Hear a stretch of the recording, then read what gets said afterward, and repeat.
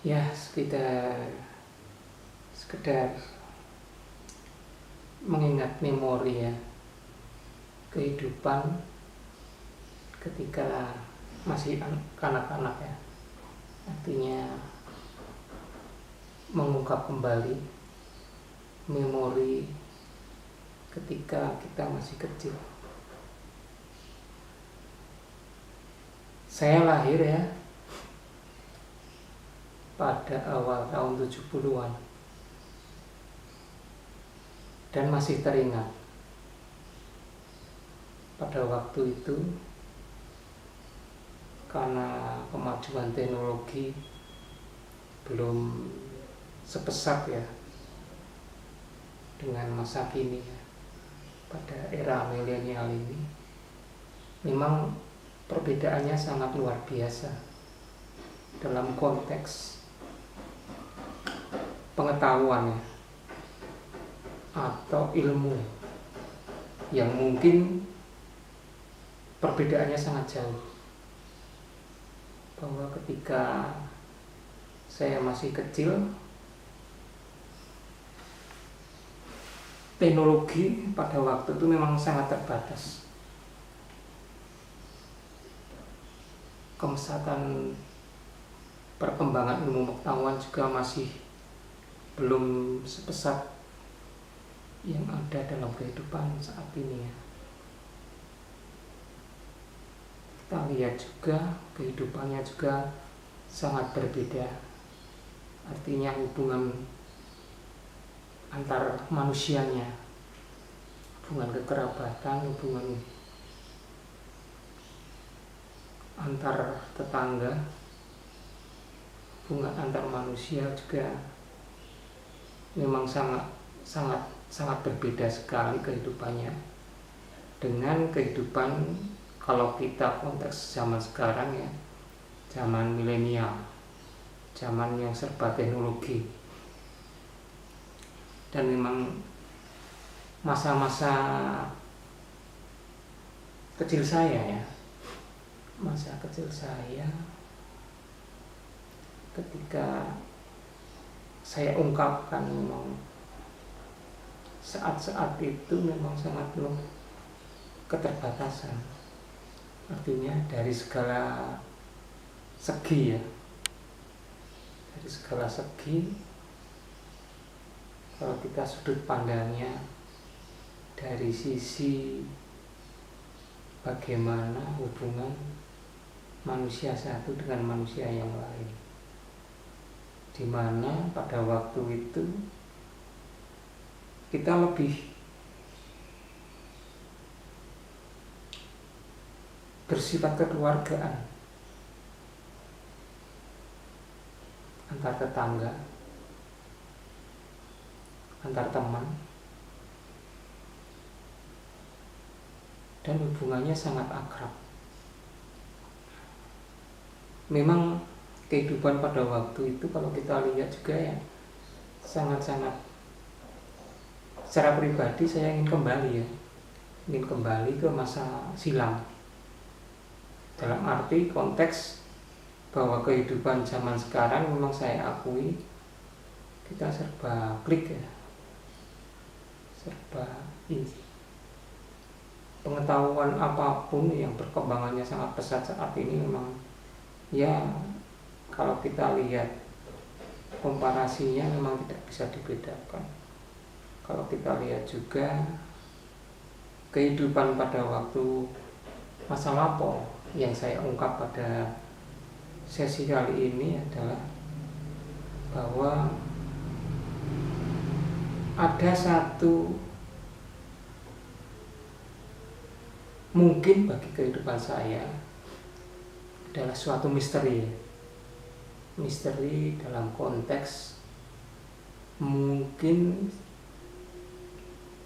bagi kerabat atau bagi teman sepermainan saya masih kecil, itu suatu kenyataan dalam konteks apa yang saya alami pada waktu saya kurang lebih lebih berumur 5 atau ya 5 atau 6. Karena memang saya masih ingat itu ketika saya umur sekitar 5-6 itu ya, memori kolektif saya mengatakan bahwa ketika pada waktu itu usia untuk memasuki sekolah dasar ya, sekolah dasar itu kalau mungkin zaman sekarang umur 5 tahun sudah bisa masuk ke bangku sekolah dasar atau kelas 1 ya. Namun pada waktu itu saya masih ingat sekali bahwa pada waktu itu saya belum menginjak bangku sekolah dasar atau bangku SD. Ada satu hal yang ingin mungkin bagi orang lain itu kelihatannya nyata. Bahkan sampai hari ini mungkin teman seperjuangan saya atau sepermainan saya pada waktu umur 5 tahun atau 6 tahun lah, mungkin juga keluarga saya, mungkin almarhum bapak ibu saya, kerabat saya, orang yang saya anggap mbah, atau kakak dan adik saya, atau tetangga-tetangga saya yang saat ini mungkin masih hidup ya, mungkin masih percaya bahwa ketika saya berumur 5 tahun atau 6 tahun itu saya memiliki julukan ya, paraban, bahwa saya pada umur sekian pernah digondol wiwi atau digondol genderuwo. Nah itu mungkin yang ingin saya ungkapkan, itu memang sebagai suatu misteri ya, bahwa konteks keyakinan orang pada waktu itu bahwa mereka yakin saya betul-betul pernah digondol wewe atau digondol genderuwo. Artinya saya pernah dimasukkan atau diajak atau memang diambil oleh sosok bunian ya. Bunian artinya oleh makhluk astral yang mungkin bagi orang-orang pada waktu itu sering disebut dengan wewe atau genderuwo.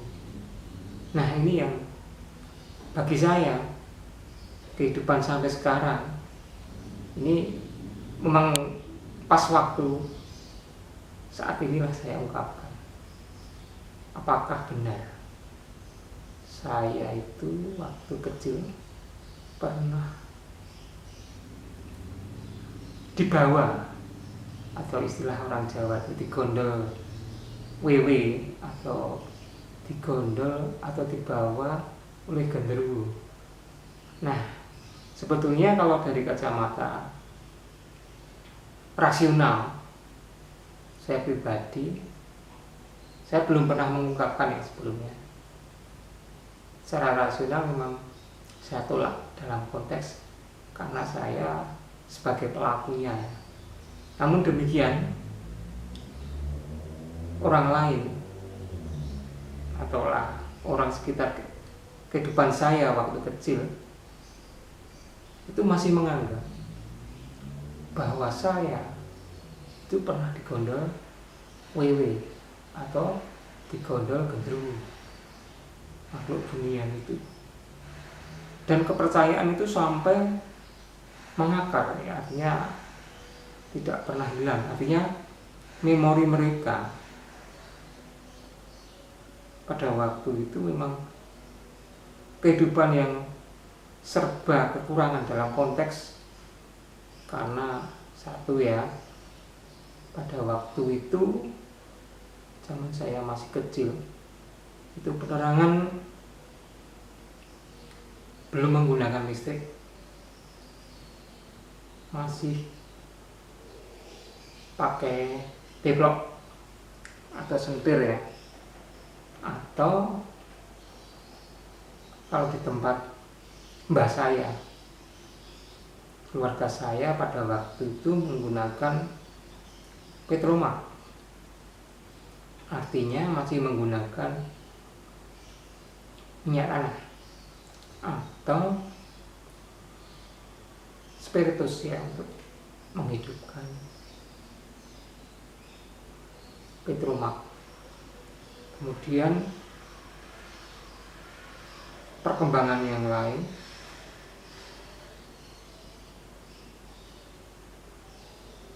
masyarakat pada waktu itu masih percaya terhadap hal-hal mistis, hal-hal yang tidak bersifat rasional. Seperti misalnya pada waktu saya masih kecil, karena interaksi antar tetangga, antar teman, antar rumah itu begitu dekatnya. Jadi ada suatu kebiasaan pada waktu itu, antar tetangga itu saling bertukar pikiran, duduk bersama di halaman rumah, di pojok-pojok rumah, sangat interaktif. Artinya kedekatan masing-masing personnya.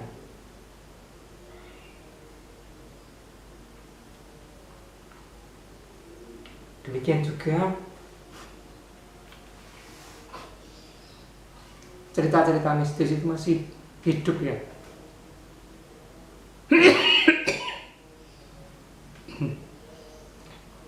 Di kalangan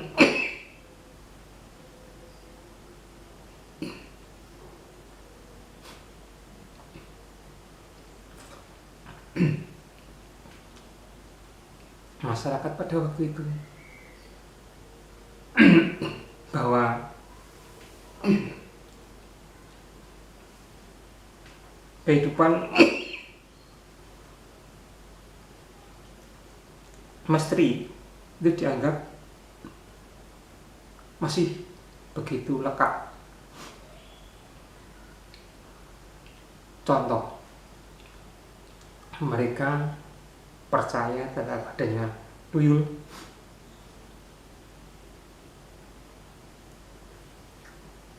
genderuwo,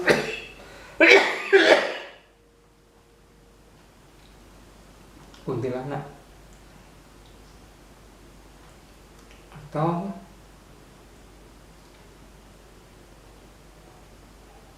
alam bunian lain. Bahkan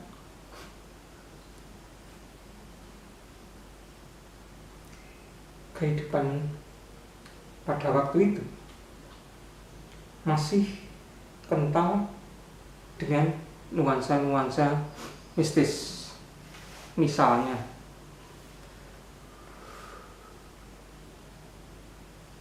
ada yang memiliki hajat sukitan,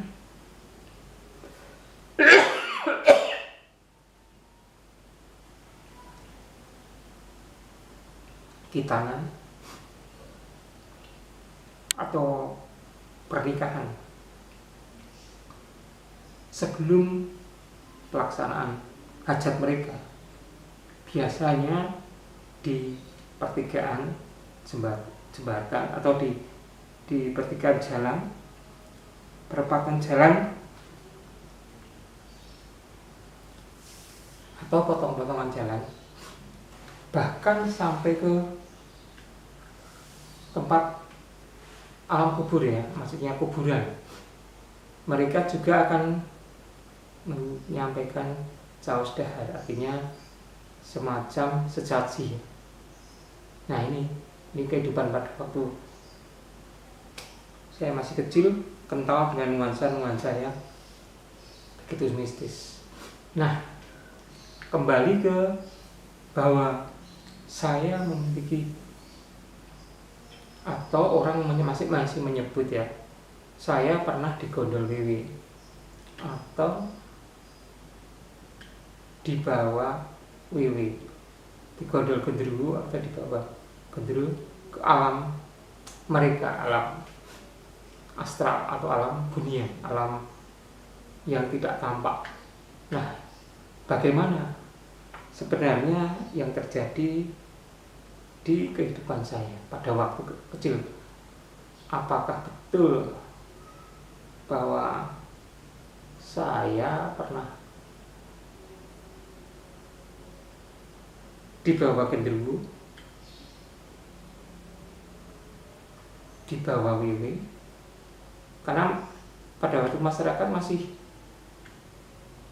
percaya bahwa alam astral, alam mistis itu ada dan bisa membawa kehidupan alam manusia dibawa ke alam mereka. Nah, sebetulnya julukan atau paraban yang pernah disematkan pada saya, menurut perjalanan hidup saya secara rasional itu tidak benar. Namun demikian, pada waktu itu ya memang saya tidak memiliki suatu kekuatan untuk membantah, suatu kekuatan atau upaya-upaya dari saya untuk menangkis anggapan bahwa saya pernah dibawa oleh alam lembut, oleh penghuni alam lembut, dibawa ke alam mereka. Nah, bagaimana ceritanya? Nah, ini yang perlu kan kami sampaikan, saya sampaikan pada sesi channel saya ini, kehidupan saya pada waktu itu.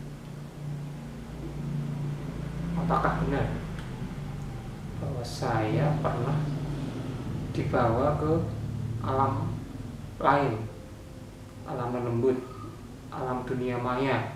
Dunia maya konteksnya pada waktu itu ya dunia astral. Kalau saya jawab secara rasional, saya tidak pernah. Karena saya percaya terhadap sesuatu yang kita ukur dari sisi empirik. Empirik maksudnya apa yang saya alami.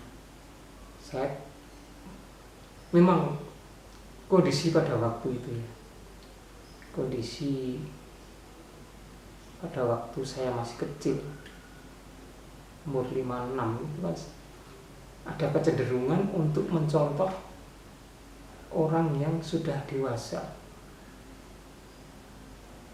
dengan kehidupan yang katakanlah masih belum maju seperti kehidupan sekarang. Saya pada waktu masih kecil itu kurang lebih siang atau sore hari. Jadi karena waktu kecil dan melihat orang yang sudah dewasa ingin melakukan hal-hal yang sama, artinya mencontoh orang yang sudah dewasa. Nah, ketika siang atau sore tersebut, kan suasana pada waktu itu kehidupan memang beda dengan zaman sekarang kehidupannya pada waktu itu tidak terbiasa dengan hal-hal yang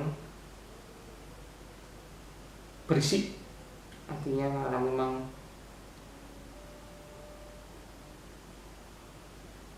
masyarakat pada waktu itu masih sangat sederhana. Jadi pemilik televisi atau radio belum sebanyak sekarang. Bahkan itu barang-barang yang mahal. Artinya untuk memiliki barang-barang tersebut itu kategorinya orang kaya. Dan masyarakat di sekitar saya pada waktu itu di samping rumahnya masih banyak yang dari bambu atau kayu, dan jarang lantainya itu di semen atau di keramik seperti sekarang, masih tanah Nah, kembali ke awal cerita ini bermula. Kenapa saya kok dianggap pernah dibawa ke kehidupan alam lembut pada waktu itu sekitar siang atau menjelang sore, karena saya sering melihat orang dewasa.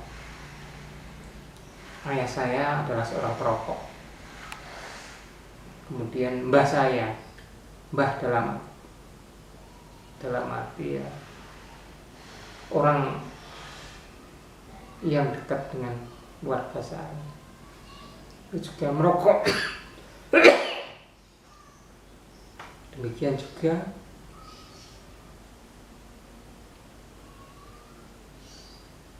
beberapa tetangga saya, mereka juga merokok. Kemudian timbul keinginan dari saya yang masih kecil pada waktu juga ingin merasakan bagaimana nikmatnya rokok itu. Nah, siang hari itu saya masih ingat dalam memori saya, biasanya orang merokok itu tidak dihabiskan keseluruhannya, ada sisanya. Kalau orang Jawa menyebutnya dicecek atau disisakan. Nah, disisakan dalam asbak. Jadi rokok yang misalnya segini, ini sisanya yang paling sering diempak atau yang sering dihisap itu disisakan. Nah, di situ masih ada tembakau ada tembakau. Pada waktu itu saya masih ingat di asbaknya si mbah saya yang pada waktu itu berprofesi sebagai seorang penjahit, seorang penjahit, jahit sambil merokok. Nah, kemudian sisanya ini, cecekannya, sisa puntung rokok itu dimasukkan ke asbak. Nah, dari situ timbul keinginan saya untuk menikmati bagaimana sih rasanya, nikmatnya orang merokok itu. Kemudian saya ngambil sisa puntung rokok itu. Nah, sisa puntung rokok itu saya ambil, Kemudian karena yang ada pada waktu itu ya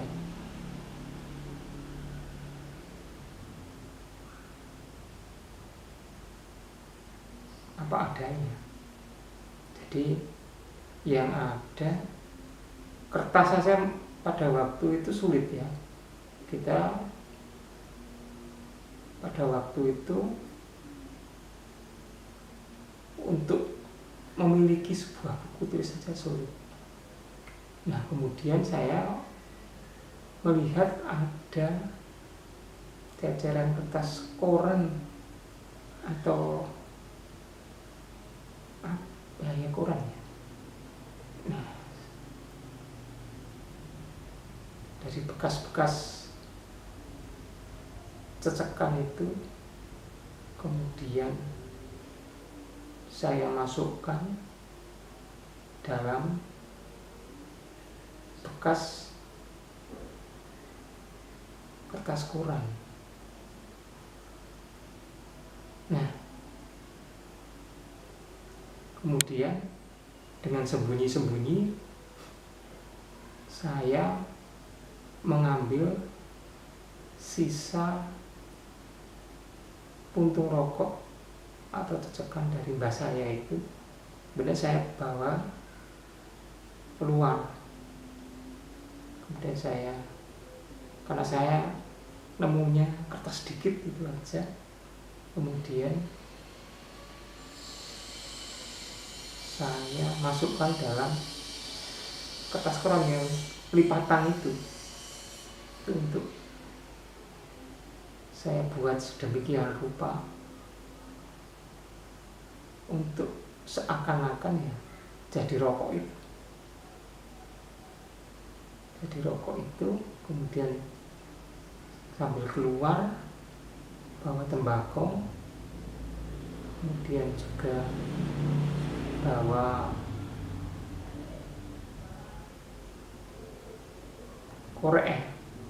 Kalau pada waktu itu koreknya juga dari minyak tanah.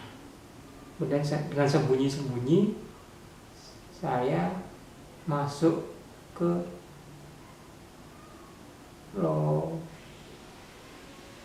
istilahnya apa ya, lompetan ya, lompetan di antar rumah itu ada yang jalan kecil tersisa. Kemudian dari tembakau cecekan itu saya linting pakai kertas koran itu, saya buat sedemikian rupa ya jadi seakan-akan ya saya menganggap pada waktu itu ya itulah rokoknya orang dewasa. Dan saya mencoba untuk coba rokok ini saya hisap, kemudian saya hidupkan dengan menggunakan korek, dan ketika hidup saya hisap. Nah karena asik menghisap rokok itu tanpa sepengetahuan saya ternyata ya ada tetangga yang melihat karena melihat saya yang asik merokok. Kemudian saya dimarahi, diancam, bahkan dibeden-bedeni ya, dalam arti ditakut-takuti oleh tetangga saya itu. Pada waktu itu saya masih ingat, tetangga perempuan.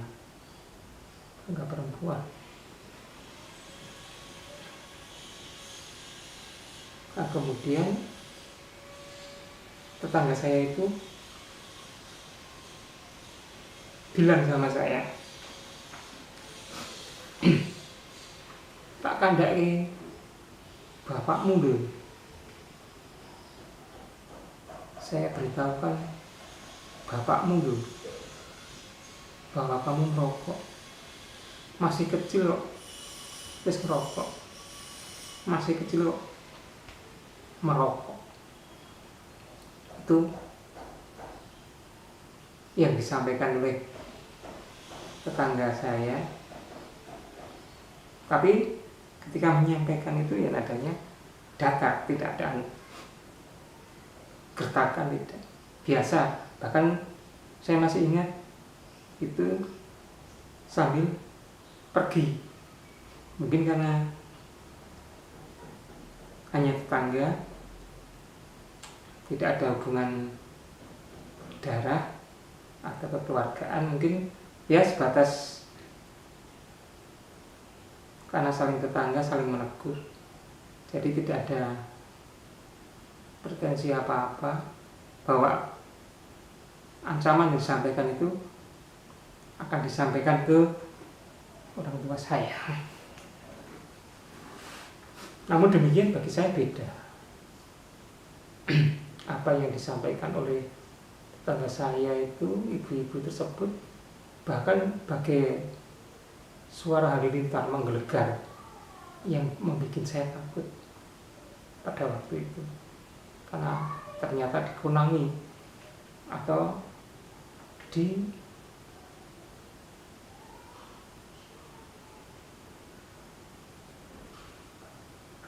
kalau orang Jawa itu kan dikunangi ya, artinya ada orang yang melihat pas saya asik merokok tersebut, dan saya takut terhadap apa yang disampaikan bahwa nantinya tetangga itu benar-benar akan menyampaikan kepada orang tua saya. Saya pada waktu itu benar-benar takut dimarahi oleh orang tua, oleh saya, terutama oleh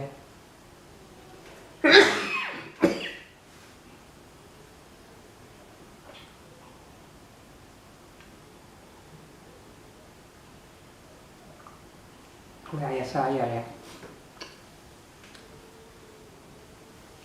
Saya takutnya sangat luar biasa, karena pada waktu itu memang kedekatan kita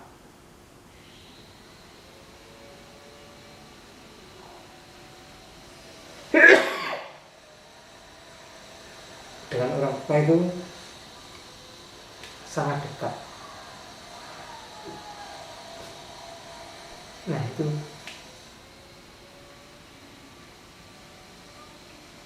saking takutnya saya kemudian membuang rokok yang saya hisap itu dan bersembunyi. Ancaman itu begitu sangat menggelisahkan, sangat menakutkan, bahkan bikin saya itu shock luar biasa. Kalau benar-benar ayah saya tahu, orang tua saya tahu, saya pasti dimarahi. Untuk itu begitu tetangga saya pergi, saya juga langsung mengambil angka 1000 ya untuk cepat-cepat bersembunyi, cari persembunyian. Nah, karena pada waktu itu rumah orang tua saya dengan mbah saya yang berprofesi sebagai seorang penjahit saling berhimpitan, dempetan, bahkan jadi satu ya, hanya dipisah oleh sekap. Kemudian saya mau pulang ke rumah, saya takutnya luar biasa. Kemudian saya mengambil kesimpulan pada waktu itu segera pergi ke rumah mbah saya. Pada waktu itu mbah saya sedang asik mengukur baju ya, karena profesinya sebagai seorang penjahit.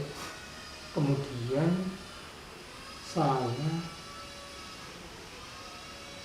mengambil inisiatif genre ketemu biar tidak ditemukan oleh bapak saya makanya mengambil langkah untuk bersembunyi di kamar mbah saya.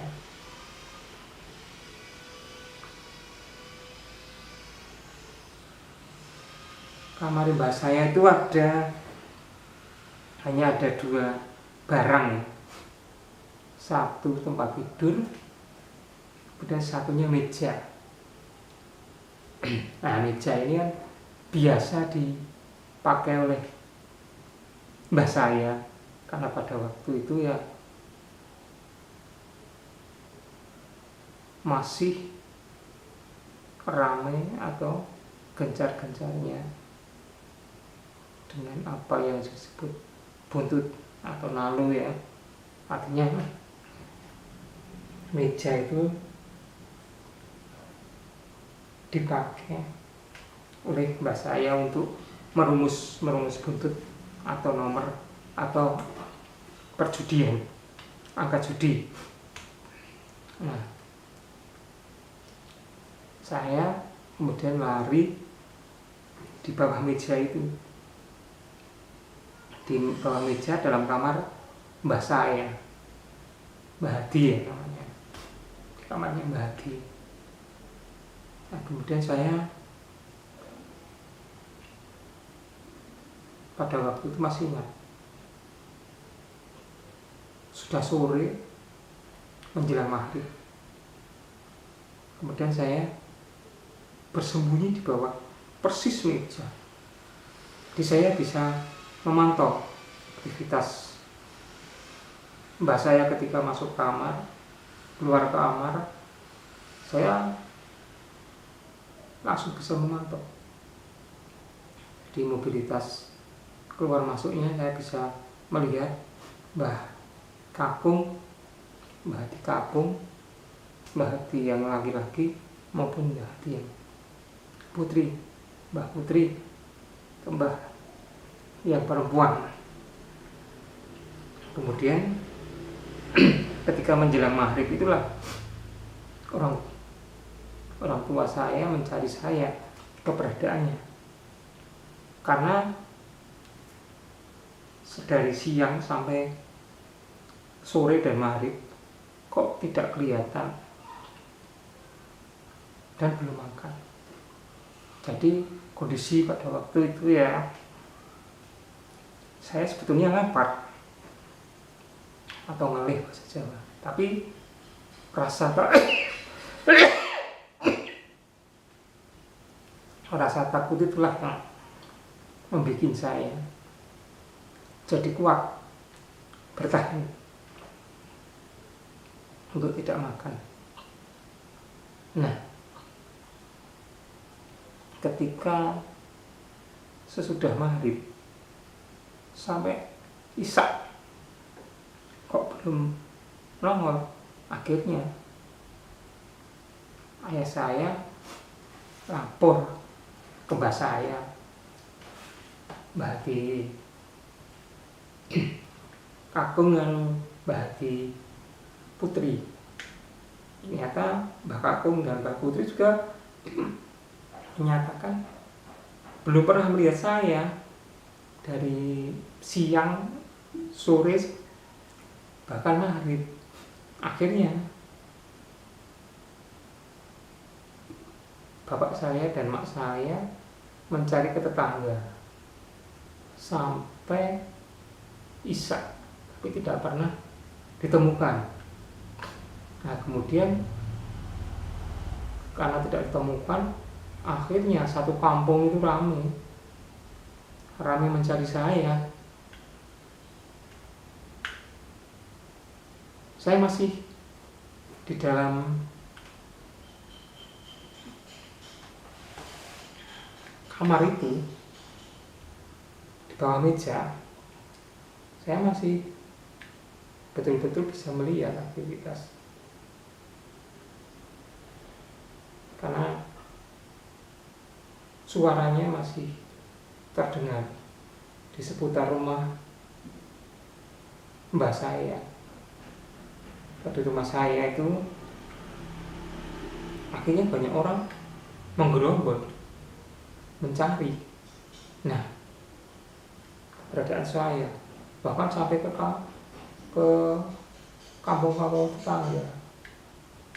Akhirnya dari inisiatif ketua kampung pada waktu itu ya, larinya itu ke alam dunia,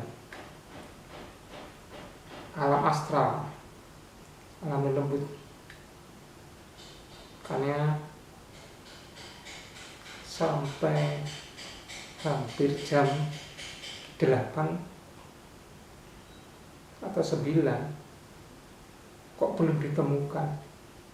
Sudah mencari ke mana-mana, seluruh kampung diubek-ubek, seluruh kampung dicari. Semua teman sepermainan saya pada waktu kecil sudah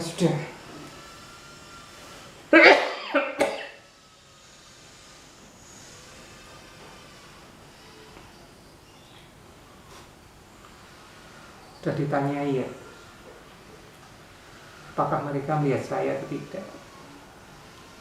Demikian juga sampai ke kampung-kampung tetangga.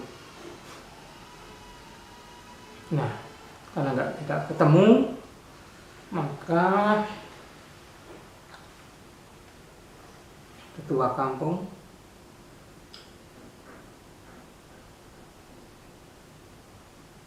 berinisiatif memakai metode untuk mencari orang hilang, bahwa mereka berkesimpulan bahwa saya pasti diumpeti WW atau genderuwo. Ketua kampung pada waktu itu menyimpulkan bahwa saya disembunyikan oleh makhluk lelembut yang mereka kenal sebagai WW atau genderuwo.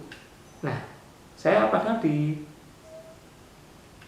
dalam kamar bawah meja itu ya mendengar semua apa yang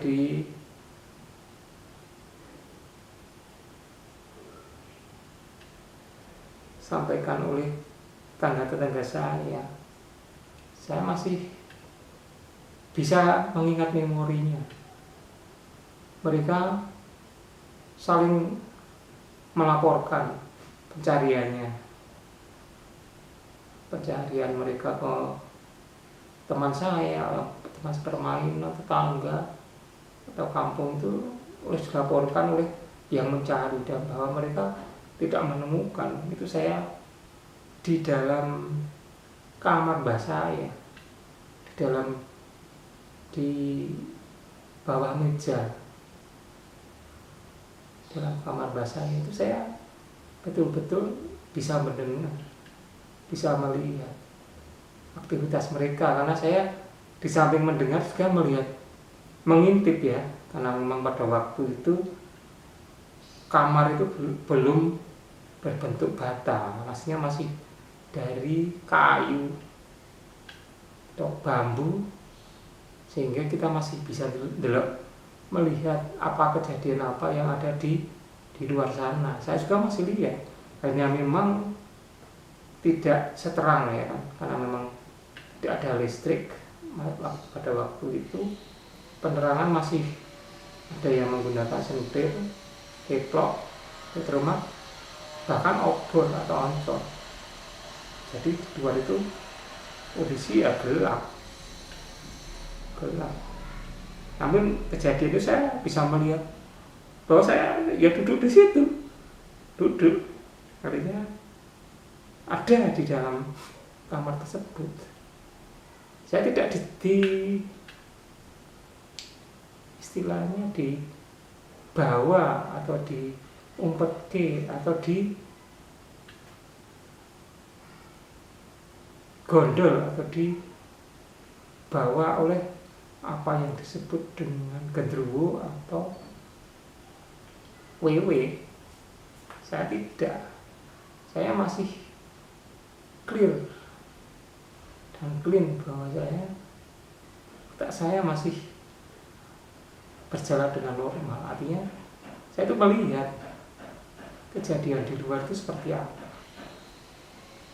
Kejadian di luar itu apa yang dibicarakan orang tentang saya itu masih ingat, betul-betul masih ingat apa saja terjadi. Dalam kondisi pada waktu itu memang saya lapar, anak kecil ya, kecil umur sekitar 5-6 tahun, dari siang sampai malam jam 8 jam 9 belum makan. Ya emang perutnya ya melintir-lintir, merasa sangat lapar, tapi memang tidak bisa berbuat apa-apa karena memang dicekam oleh rasa takut dimarahi oleh ayah saya. Nah, saya ketahuan merokok di tetangga, takutnya disampaikan oleh tetangga saya kepada ayah saya, sehingga saya takut kalau betul-betul nanti saya dimarahi oleh orang tua saya, bapak saya. Nah, kemudian saya juga masih ingat tetangga saya itu ikut nyari, tapi ternyata tetangga saya yang menemukan saya merokok itu tidak pernah ngomong bahwa tadi dia melihat itu merokok, tidak. Ya hanya tadi siap ketemu, tadi saya lihat di sini, tapi tidak pernah membahas bahwa saya ketemu oleh merokok. Ternyata ya tetangga saya itu hanya mengancam sebatas ancaman orang dewasa ya, ancaman untuk mendidik bahwa masih kecil jangan merokok, gitu aja ya. Intinya rasa kasih sayang sebetulnya, rasa iman ya, masih kecil kok merokok. Ya itu sebetulnya tetangga ibu itu tadi yang melihat saya merokok tadi tidak pernah menyampaikan masyarakat bahwa saya tadi ada di sini rokok. Tidak. Ternyata saya ketika masih dewasa saat ini atau setelah bertahun-tahun waktu itu hanya sebuah rasa kasih sayang ya, seorang tetangga melihat kita kok merokok. Jadi kan bahasanya juga ingin mendidik kita. Nah, akhirnya karena tidak ditemukan, ya tidak ditemukan, saya hanya di dalam kamar rumah mbak saya, kemudian di bawah meja.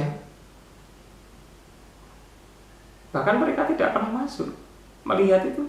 Mbak saya juga tidak punya ide. Coba Kak melihat kamar, Kak melihat longkangan, atau di bawah kasur, atau di bawah dipan, apakah ada tidak. Itu juga mbak saya, bapak saya juga tidak pernah terlintas. Dan saya yakin kalau mbak saya, bapak saya, orang tua saya masuk kamar dan melihat di bawah dipan atau tempat tidur, pasti melihat saya. karena saya ada di meja betul-betul di pojokan itu. Hanya memang yang sangat membantu ya, karena pada waktu itu belum ada listrik, masih penerangannya sangat sederhana, peplok, termak, oncor, obor. Nah itu tidak membantu. Nah, tidak, di dalam kamar itu juga tidak ada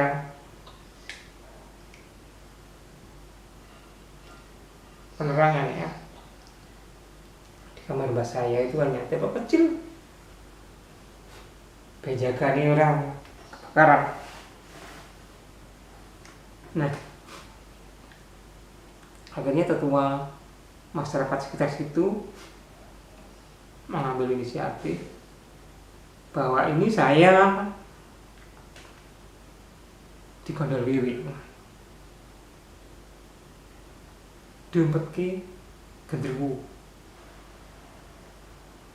disembunyikan makhluk halus yang bernama genderuwo atau wiwi. Nah itu akhirnya mereka sepakat untuk menggunakan cara-cara tradisional. Akhirnya mereka, tetangga-tetangga saya, tetangga-tetangga serumah itu menabuh bebunyian apa saja yang bisa ditabuh agar saya dilepaskan dari cengkraman genderuwo maupun wewe gombel. Nah itu akhirnya tetangga itu punya piring, punya manci, punya kentongan, punya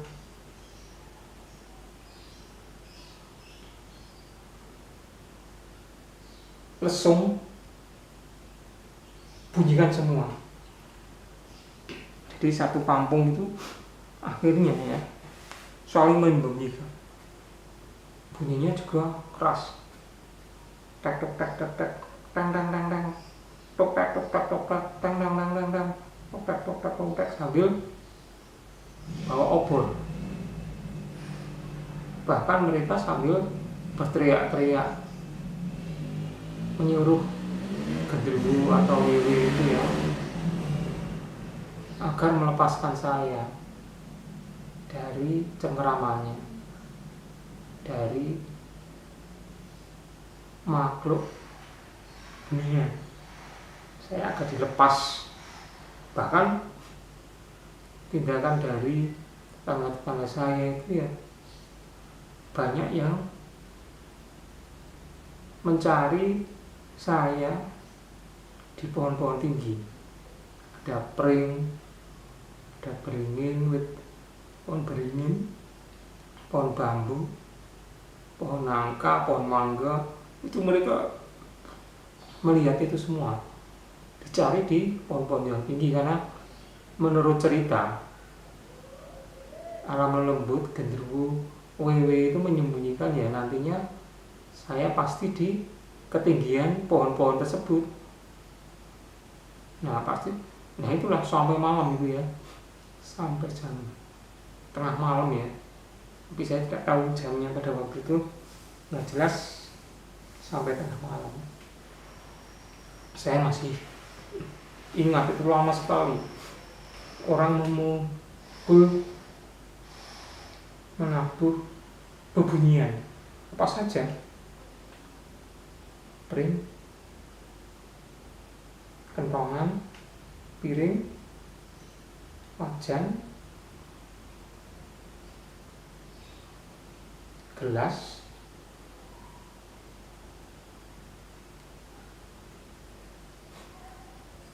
lumbung, apa saja, bahkan yang bisa dibunyikan sambil teriak-teriak itu. Akhirnya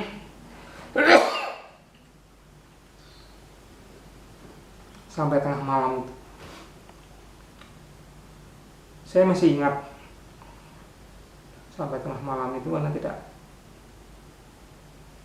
saya tidak kelihatan mereka menghentikan aktivitasnya, tapi masih mencari. Nah, disitulah lama kelamaan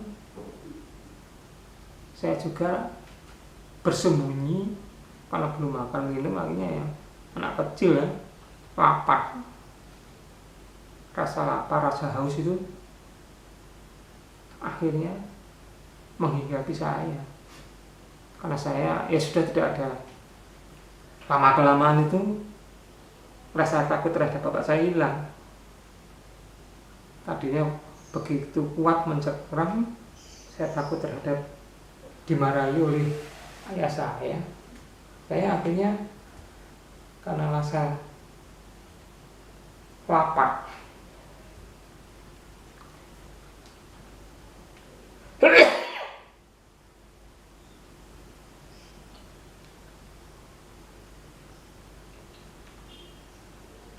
dan haus ya, akhirnya saya memutuskan untuk keluar dari persembunyian. Ya itu butuh keberanian sebetulnya. Saya keluar akan dimarahi oleh bapak saya, atau saya lapar karena sudah tidak makan berjam-jam dan haus. Akhirnya panggilan alam ya, seorang anak kecil lah, lapar dan haus pasti ya tidak bisa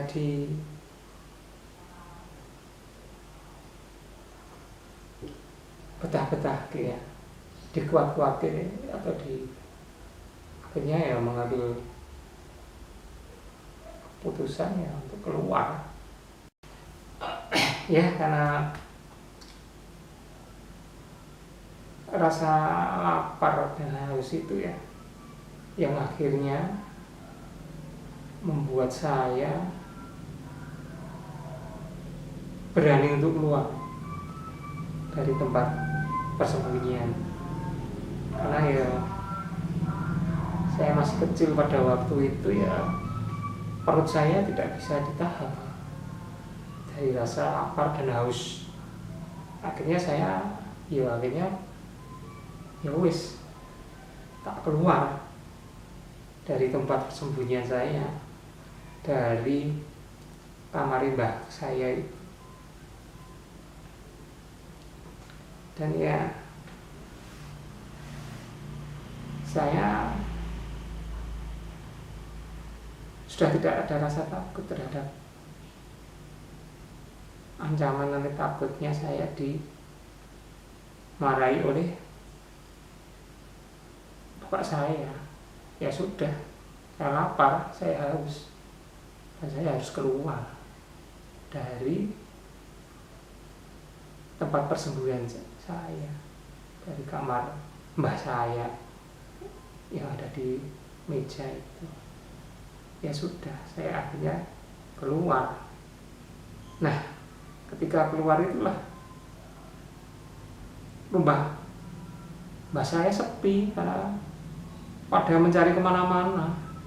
Mbah saya, kemudian bapak saya itu juga pergi, artinya tidak ada di rumah mbah saya. Mereka keluar mencari kemana-mana. Karena rumah sepi, kamar sepi, ya akhirnya saya keluar rumah. Ternyata di luar itu saya masih ingat yang ada, yang masih tersisa, yang masih nunggu itu ya Mas Mo, istrinya Mbak Tina itu ya. Ternyata Mas Moh yang pada waktu itu berprofesi sebagai seorang tentara itu juga baru. Sebenarnya Mas Moh ini juga mencari kemana-mana, artinya mencari keluar kemana-mana, mencari saya. Tapi pada waktu itu Mas Moh ini kok pulang. Pas pulang, karena berhadapan-hadapan rumah dengan mbak saya, akhirnya pas saya keluar, Mas Moh ya keluar. Nah, dia kaget, loh kowe gitu, bilang gitu. Kowe digoleki lho, kamu dicari, cari mbahmu, cari bapakmu. Kowe digondol ewe ya, kamu disembunyikan oleh makhluk halus. Wewe karo gendruwo ya, wis bali kowe. Nah, akhirnya Mas Moh ini juga sampai hari itu tetap yakin bahwa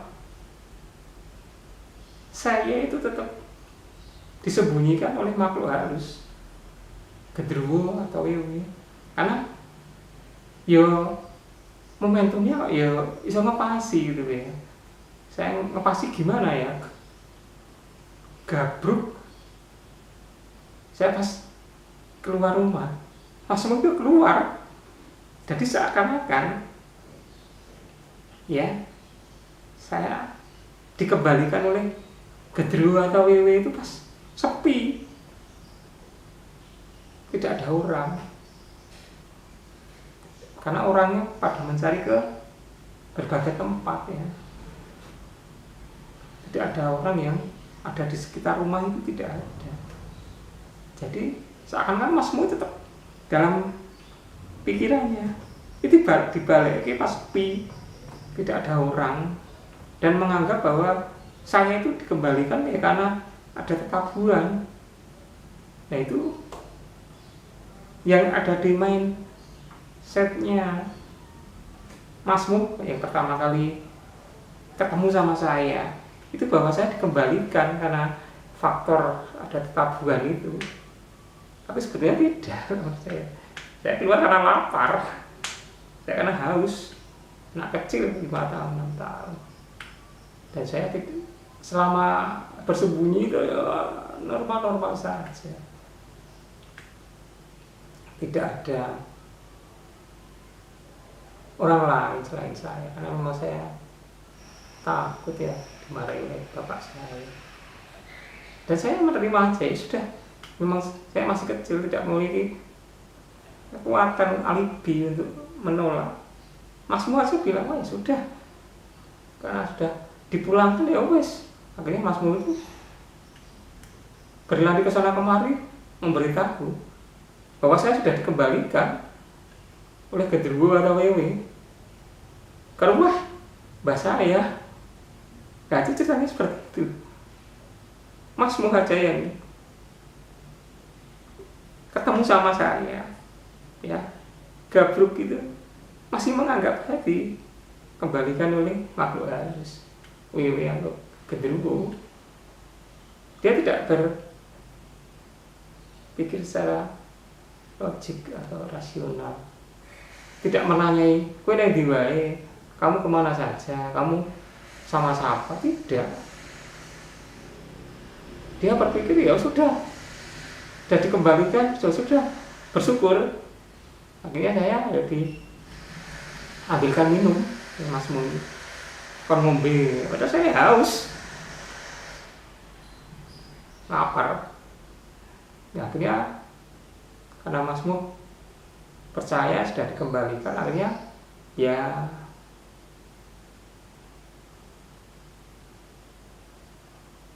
mengambil langkah untuk menyampaikan, mencari bapak dan mbak saya bahwa saya sudah dikembalikan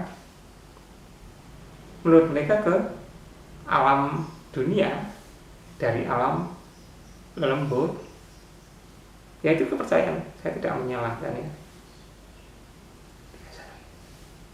tidak apa-apa, biasa-biasa saja, karena itu ya sudah kepercayaan masyarakat pada waktu itu. Nah, ketika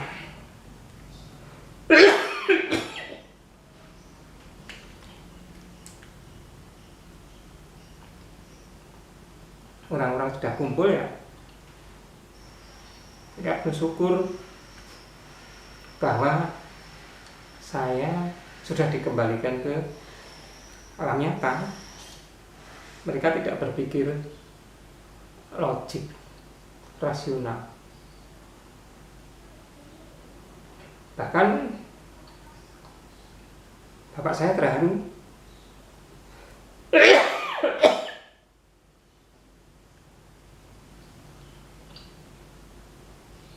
Mak saya juga terharu ya.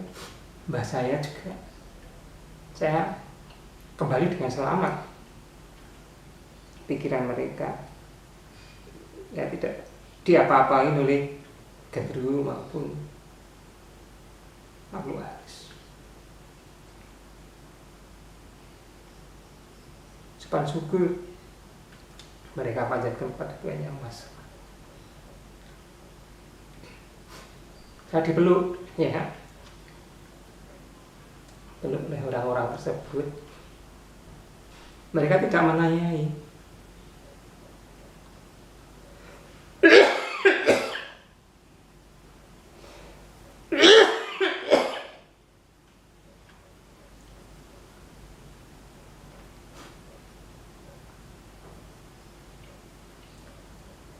Mereka tidak menanyai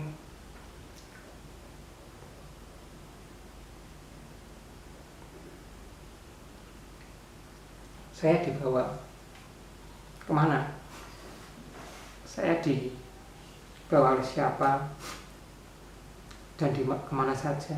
Tidak.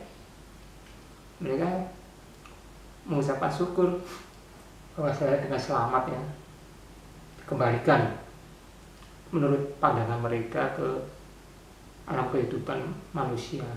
Mereka bersyukur sudah, mereka tidak menanyai macam-macam tangga.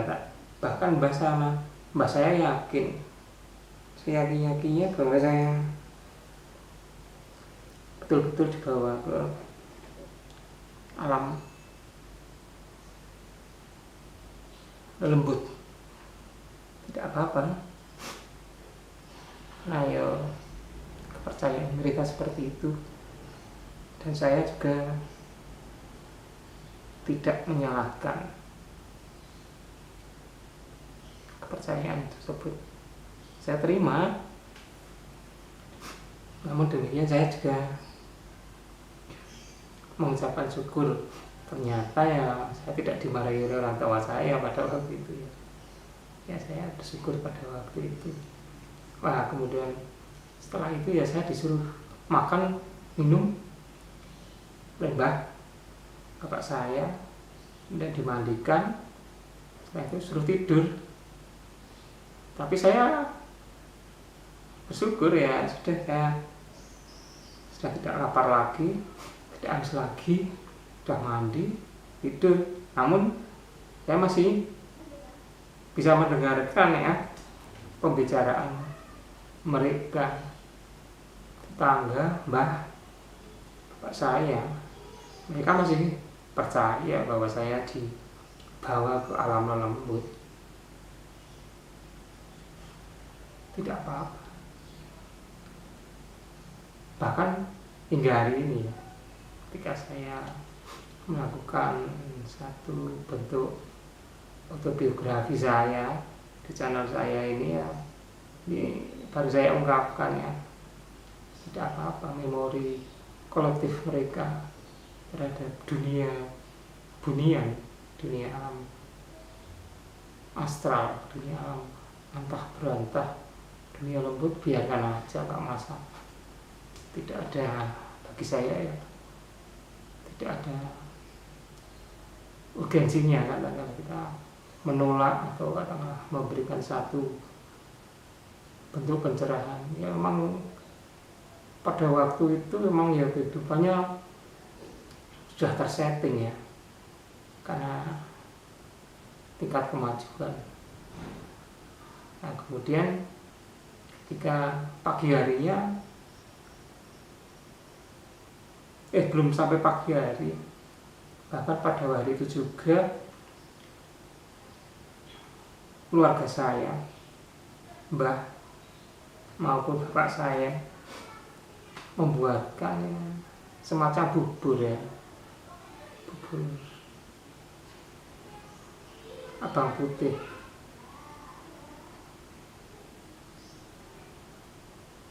Dilanjutkan esok harinya juga sama, membuat bubur ya, sebagai tanda bersyukur bahwa saya sudah dikembalikan ya ke alam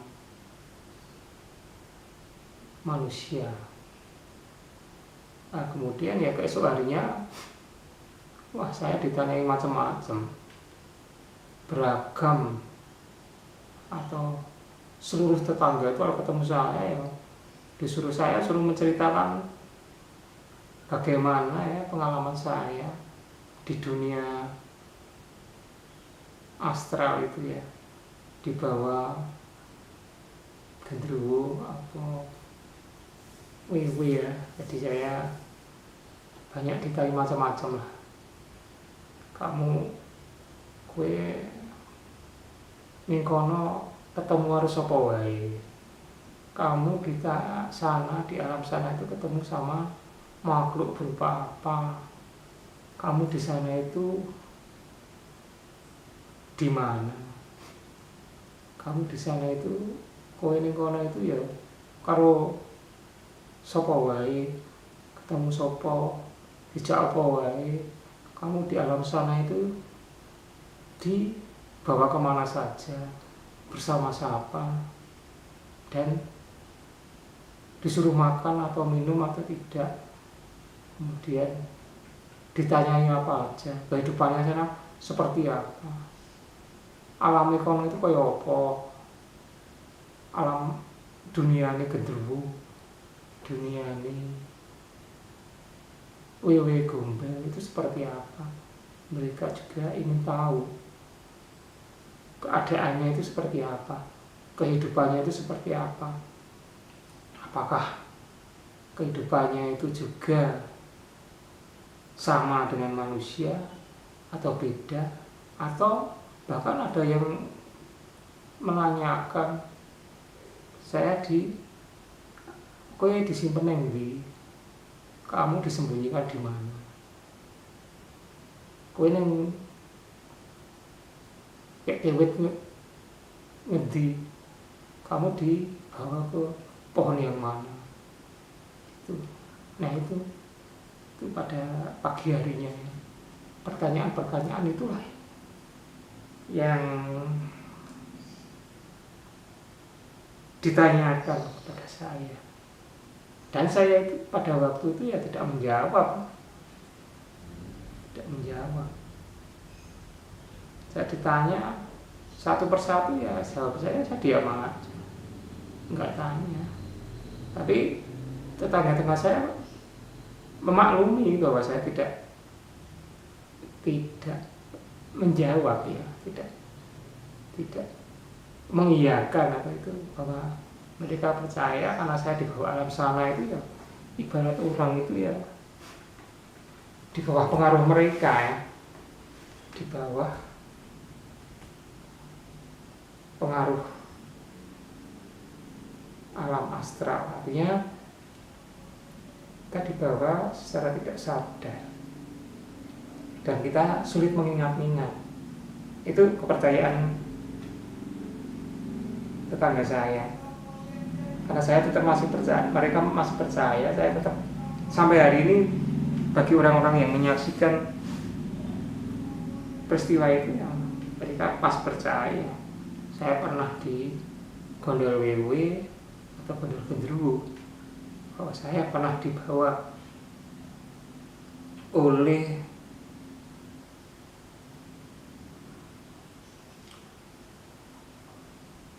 genderuwo atau gondol wewe di alam kasunyatan. Nah itu yang saya juga ketika ditanya saya tidak pernah berbicara dalam arti menjawab sepatah dua kata. Kalau itu pertanyaan ya berkisar kaitannya dengan kisah mistis bahwa saya dibawa oleh makhluk astral. Itu tidak pernah saya jawab. Dan saya juga diam aja sampai hari ini. Ketika saya melakukan satu bentuk cerita dalam konteks secara modalitas, saya rekam ya melalui channel saya ini. Nah ini yang dia sebagai saksi ya bahwa saya dulunya waktu umur 5-6 tahun itu ya pernah dihebohkan, pernah dibuat stigma, pernah dicap oleh tetangga atau orang-orang yang katakanlah hidup sepantaran saya, keluarga saya yang waktu kecil itu. Ya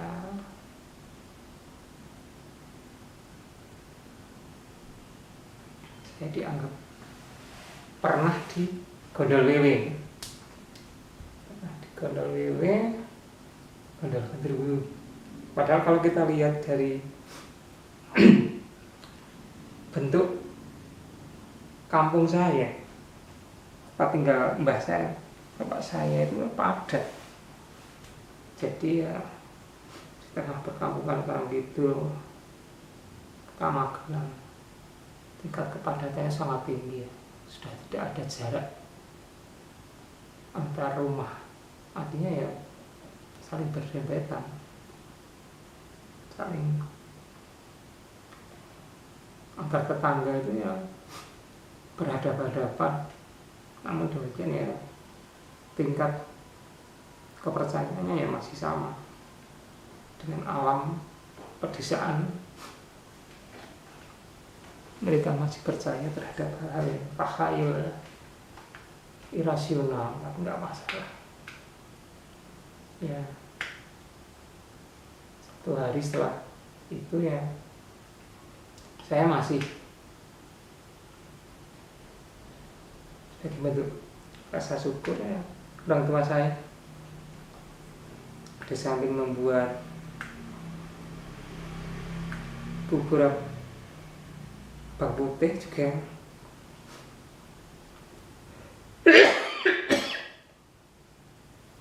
selamatan ya, kenduri,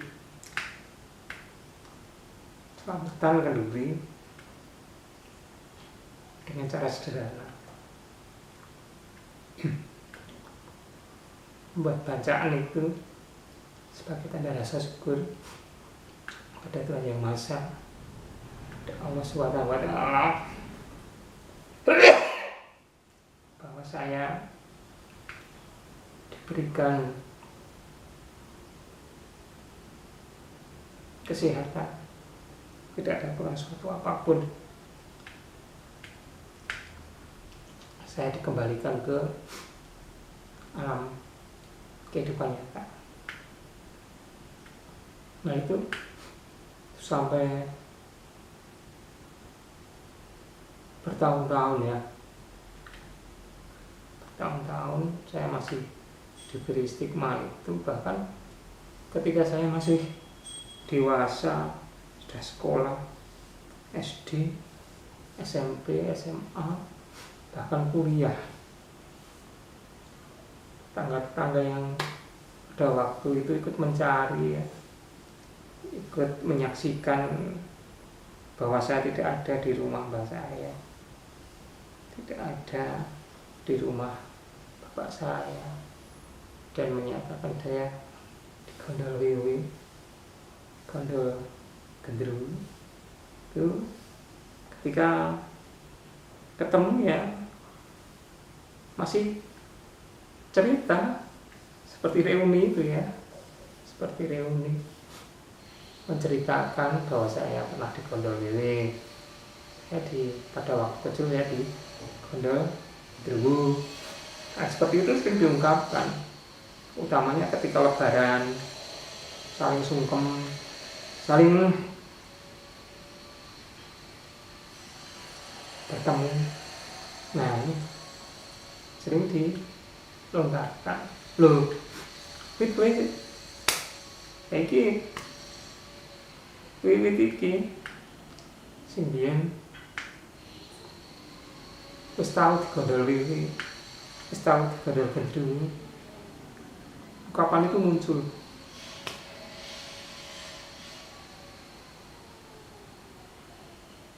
Sebagai ungkapan bahwa ya saya melihatnya itu tingkat keakraban kita ya,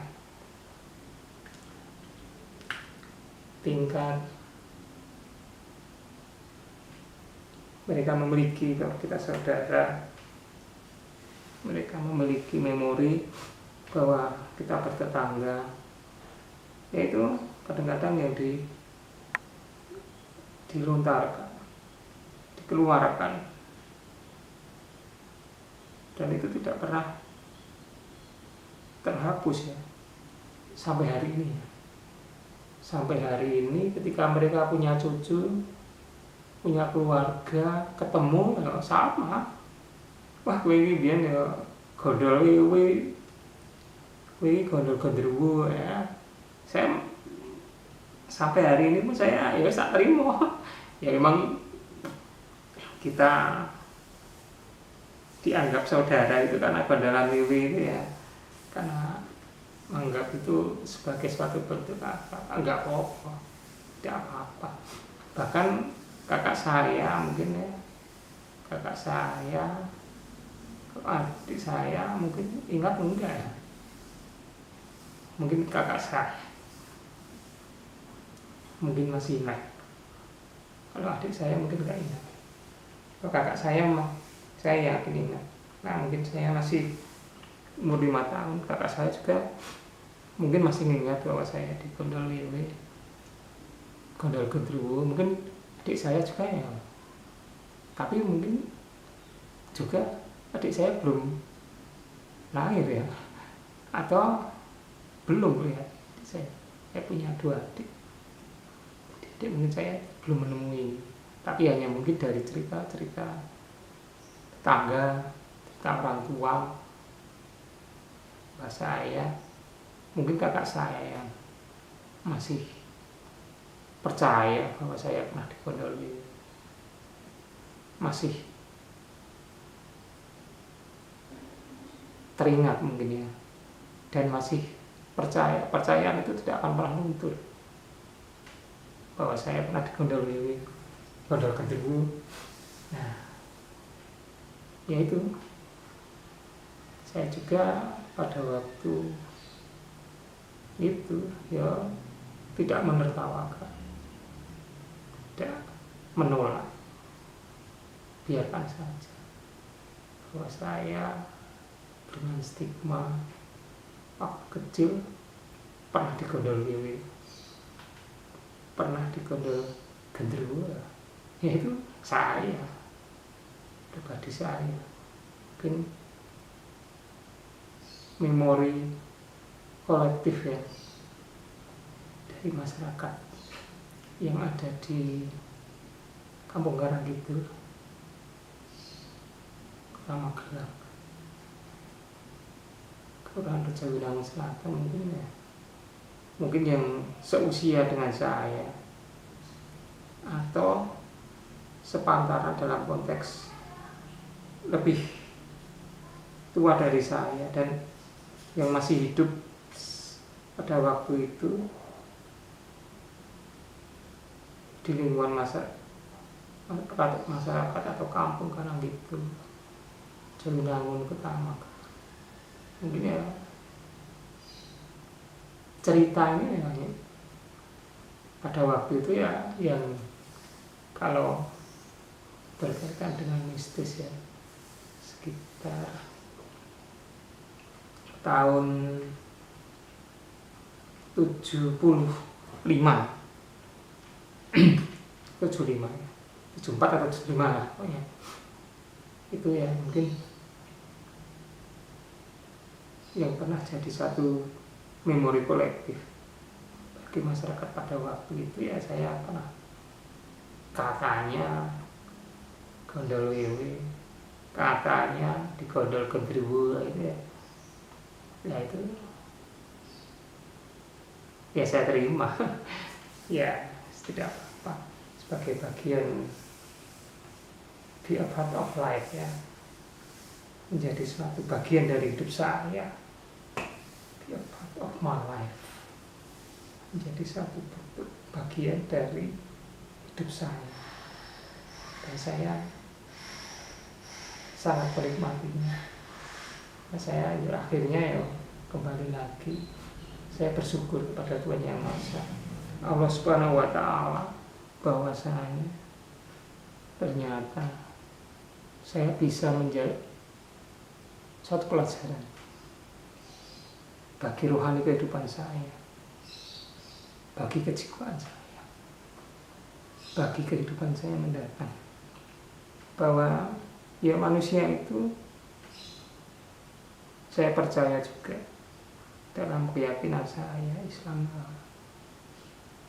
di samping ada kehidupan manusia itu juga ada kehidupan yang lain, itu saya juga percaya. Nah ini satu bentuk pembelajaran bagi saya, dan saya juga yakinnya bahwa julukan saya waktu masih kecil pernah digondol wiwit, saya waktu kecil pernah digondol gendruwo, itu juga menjadi suatu takdir ya dari Allah, dari Tuhan Yang Maha Esa, jadi suatu cerita tersendiri bagi masyarakat yang pernah hidup dengan saya, pernah hidup dengan keluarga saya pada medium tahun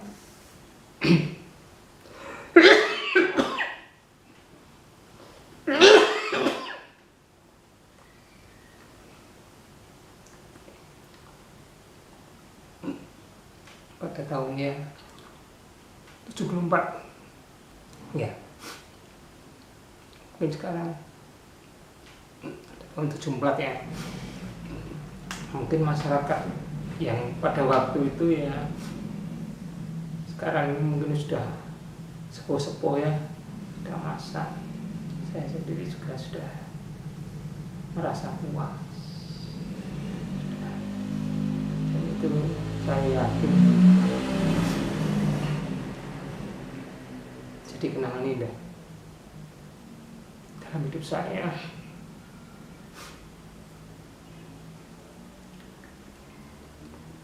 Dan yang tidak bisa dilupakan ya, kenangan yang termanis mungkin ya bagi saya dan keluarga saya, bahwa saya pernah mendapat julukan waktu kecil, masa kehidupan saya kecil, bahwa saya pernah mendapat julukan waktu kecil, masa kehidupan saya kecil, bahwa saya pernah digondol wiwi atau pernah digondol gendruwo.